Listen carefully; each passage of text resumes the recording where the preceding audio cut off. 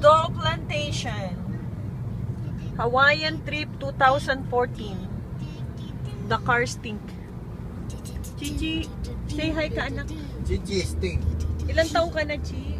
Buti stink. Nagustuhan mo ba dito sa Hawaii? Mami stink. Gusto mong tumira dito? No, Why? I miss. Ay, ayan na ang Dole Plantation.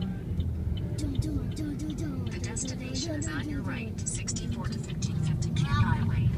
Si nanay gusto niya ng pineapple eh. Yan ang pasok. Turn right onto Kamehameha Pwede Highway, bang and the destination is on your right.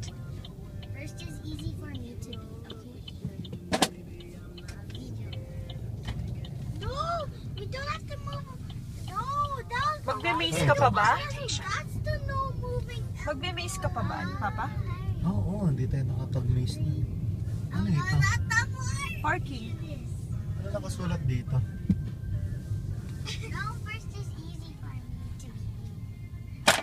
Oh, say. Pwede tayo mag-park dito, di ba? Ang problema.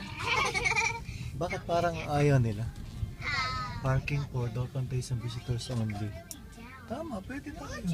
Doon na lang tayo sa mahal lapit. I need to go deeper. Hindi tayo pwede mag-park dito. First is stop doing that. One, two. No, don't always do that. Lagi ako wala sa video. Walang ebidensya na kasama niyo ako. Alone power. Boses ko lang. Is that alone power?